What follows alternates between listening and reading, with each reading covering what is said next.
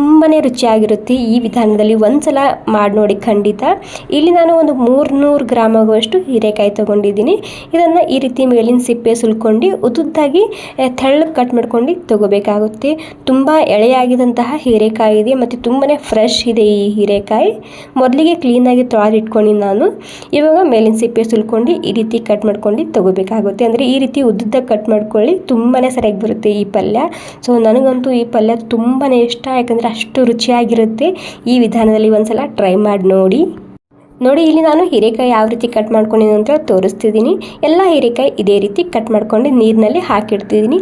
ಈ ರೀತಿ ನೀರಿನಲ್ಲಿ ಹಾಕಿಡೋದ್ರಿಂದ ಕಪ್ಪಾಗೋದಿಲ್ಲ. ಹೀಗಾಗಿ ಕಟ್ ಮಾಡಿದ ಮೇಲೆ ನೀವು ಈ ರೀತಿ ನೀರಿನಲ್ಲಿ ಹಾಕಿಡಬೇಕಾಗುತ್ತೆ. ಓಕೆ, ಇವಾಗ ಎಲ್ಲನೂ ಕಟ್ ಮಾಡ್ಕೊಂಡು ನೀರಿನಲ್ಲಿ ಹಾಕಿಟ್ಕೊಂಡಾದ್ಮೇಲೆ ಇಲ್ಲಿ ಕಲಿ ತೊಗೊಂಡಿದ್ದೀನಿ. ಈ ರೀತಿ ಕಲಿ ಇಲ್ಲ ಅಂದರೆ ಮಿಕ್ಸಿ ಜಾರ್ನಲ್ಲೇ ಮಾಡ್ಕೋಬೋದು. ಖಾರಕ್ಕೆ ಎಷ್ಟು ಬೇಕಷ್ಟು ಹಸಿಮೆಣಸಿನ್ಕಾಯಿ, ಹಸಿ ಶುಂಠಿ ಮತ್ತು ಬೆಳ್ಳುಳ್ಳಿ ಮತ್ತು ಸ್ವಲ್ಪ ಜೀರಿಗೆ ಹಾಕ್ಕೊಂಡು ಇದನ್ನು ಈ ರೀತಿ ಕುಟ್ಕೊಂಡು ತೊಗೋಬೇಕು. ಈ ರೀತಿ ಕುಟ್ಟೋ ಕಲಿ ಇಲ್ಲ ಅಂದರೆ ಮಿಕ್ಸಿಯಲ್ಲಿ ನೀವು ಇದನ್ನು ಕುಟ್ಕೊಂಡು ತೊಗೋಬೋದು, ಅಂದರೆ ಮಿಕ್ಸಿಯಲ್ಲಿ ರುಬ್ಕೊಂಡು ತೊಗೋಬೋದು. ಇವಾಗ ನೋಡಿ ಎಲ್ಲ ಸೇರಿಸಿ ಈ ರೀತಿ ಕುಟ್ಕೊಂಡು ನಾನು ಇವಾಗ ಇಲ್ಲಿ ಸೈಡ್ನಲ್ಲಿ ಕಡಾಯಿ ಇಟ್ಕೊಂಡಿನಿ. ಕಡಾಯಿನಲ್ಲಿ ಒಂದು ಸ್ವಲ್ಪ ಎಣ್ಣೆ ಹಾಕ್ತೀನಿ. ಎಣ್ಣೆ ಬಿಸಿ ಆದಮೇಲೆ ಜೀರಿಗೆ, ಹಿಂಗೆ ಹಾಕ್ಕೊಂಡಿನಿ. ಇವಾಗ ನಾವು ರುಬ್ಬಿದಂತಹ ಈ ಮಸಾಲಾನ ಸೇರಿಸ್ತಿದ್ದೀನಿ. ಅದಕ್ಕಿಂತ ಮೊದಲು ಒಂದು ಸ್ವಲ್ಪನೇ ಕರಿಬೇವು ಸೊಪ್ಪು ಸೇರಿಸ್ತಿದ್ದೀನಿ. ಇವಾಗ ಕರಿಬೇವು ಸೊಪ್ಪು ಹಸಿ ವಾಸನೆ ಹೋದ್ಮೇಲೆ ಇವಾಗ ನಾವು ರುಬ್ಬಿದಂತಹ ಈ ಪೇಸ್ಟ್ ಹಾಕ್ತಿದ್ದೀನಿ. ಖಾರ ಜಾಸ್ತಿ ಇಷ್ಟ ಇದ್ದರೆ ಮೆಣಸಿನ್ಕಾಯಿ ಕ್ವಾಂಟಿಟಿ ಜಾಸ್ತಿ ಮಾಡ್ಕೋಬೋದು ಇಲ್ಲಿ. ಇವಾಗ ಈ ಬೆಳ್ಳುಳ್ಳಿ ಹಸಿಮೆಣಸಿನ್ಕಾಯಿ ಪೇಸ್ಟಿಂದು ಪೂರ್ತಿ ಹಸಿ ವಾಸನೆ ಹೋಗಬೇಕು, ಕೆಂಪಾಗಬೇಕು, ಅಲ್ಲಿ ತನಕ ಇದನ್ನು ಹುರ್ಕೋಬೇಕು. ಕೆಂಪಾದ್ಮೇಲೆ ಇವಾಗ ನಾವು ಕಟ್ ಮಾಡಿದಂತಹ ಹೀರೆಕಾಯಿನ ಸೇರಿಸ್ತಿದ್ದೀನಿ. ಈ ಹೀರೆಕಾಯಿ ಕೂಡ ಅಷ್ಟೇ ಜಾಸ್ತಿ ಕ್ವಾಂಟಿಟಿದಾಗೆ ತೊಗೋಬೇಕಾಗುತ್ತೆ ನೀವು, ಯಾಕಂದರೆ ಅದು ಕರಗುತ್ತೆ. ಕರಿದ ಮೇಲೆ ನಾವು ಮಾಡುವಂತಹ ಈ ಪಲ್ಯ ಪೂರ್ತಿಯಾಗಿ ಕಮ್ಮಿ ಆಗುತ್ತೆ. ಓಕೆ, ನೀಟಾಗಿ ಒಂದ್ಸಲ ಮಿಕ್ಸ್ ಮಾಡ್ಕೊಂಡಿನಿ. ಇದಕ್ಕೆ ಸ್ವಲ್ಪ ಅರಿಶಿನ ಮತ್ತು ರುಚಿಗೆ ತಕ್ಕಷ್ಟು ಉಪ್ಪು ಹಾಕ್ತಿದ್ದೀನಿ.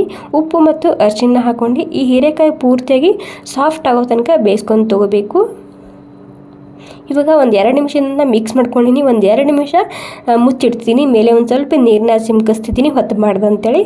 ನೀರು ಚಿಮ್ಕಿಸಿ ಹೀರೆಕಾಯಿ ಸಾಫ್ಟ್ ಆಗೋ ತನಕ ಹಬೆಯಲ್ಲಿ ಬೇಯಿಸ್ಕೊಂಡು ತೊಗೋಬೇಕು.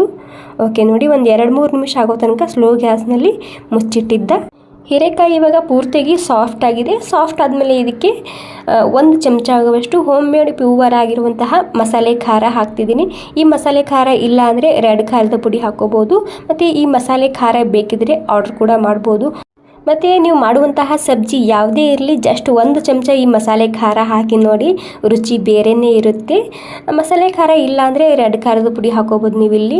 ಇವಾಗ ಏನಿಲ್ಲ, ಶೇಂಗಾ ಪೌಡರ್ ಹಾಕ್ಕೊಂಡಿನಿ. ಶೇಂಗಾ ಪೌಡರ್ ಹಾಕ್ಕೊಂಡು ನೀಟಾಗಿ ಒಂದ್ಸಲ ಮಿಕ್ಸ್ ಮಾಡ್ಕೊತಿದ್ದೀನಿ ಅಷ್ಟೇ. ಮಿಕ್ಸ್ ಮಾಡ್ಕೊಂಡಿದ್ದಕ್ಕೆ ಕೊತ್ತಂಬರಿ ಸೊಪ್ಪು ಹಾಕ್ತಿದ್ದೀನಿ. ಈ ಶೇಂಗಾ ಪೌಡರ ಮತ್ತು ಈ ಮಸಾಲೆ ಖಾರ ಹಾಕಿದ ಮೇಲೆ ಮತ್ತೆ ಇದಕ್ಕೆ 1 ನಿಮಿಷ ಆಗೋ ತನಕ ಸ್ಲೋ ಗ್ಯಾಸ್ನಲ್ಲಿ ಮುಚ್ಚಿಡ್ತಿದ್ದೀನಿ. ಎಲ್ಲ ಫ್ಲೇವರ್ ಒಳಗಡೆ ಹೀರ್ಕೊಳ್ಳೋದು. ಈ ಮಸಾಲೆ ಖಾರ ಖಂಡಿತ ನೀವು ಒಂದ್ಸಲ ಆರ್ಡರ್ ಮಾಡಿ ನೋಡ್ಬೋದು. ತುಂಬಾ ರುಚಿಯಾಗಿರುತ್ತೆ ಈ ಮಸಾಲೆ ಖಾರ. ಈ ಮಸಾಲೆ ಖಾರ ಇಲ್ಲ ಅಂದರೆ ನಾವು ಯಾವುದೇ ಅಡುಗೆ ಮಾಡೋದೇ ಇಲ್ಲ, ಅಷ್ಟು ಸರಿಯಾಗಿರುತ್ತೆ ನಮ್ಮ ಉತ್ತರ ಕರ್ನಾಟಕದ ಈ ಮಸಾಲೆ ಖಾರ. ನೋಡಿ, ಇಲ್ಲಿ ನಮ್ಮ ಹೀರೆಕಾಯಿ ಸಬ್ಜಿ ಕೂಡ ರೆಡಿಯಾಗಿದೆ. ಎಷ್ಟು ಸರಿಯಾಗಿ ಬಂದಿದೆ ನೋಡಿ. ಸೊ ಖಂಡಿತ ಒಂದ್ಸಲ ಈ ವಿಧಾನದಲ್ಲಿ ಟ್ರೈ ಮಾಡಿ ನೋಡ್ಬೋದು. ನೀವು ಒಬ್ಬರೇನೆ ಖಾಲಿ ಮಾಡ್ತೀರಾ, ಅಷ್ಟು ರುಚಿಯಾಗಿರುತ್ತೆ. ಮತ್ತು ಈ ಹೆಲ್ದಿ ರೆಸಿಪಿ ನಿಮಗೆ ಇಷ್ಟ ಆಗಿದ್ರೆ ಒಂದು ಲೈಕ್ ಮಾಡಿ. ಥ್ಯಾಂಕ್ ಯು ಸೋ ಮಚ್ ಎಲ್ರಿಗೂ.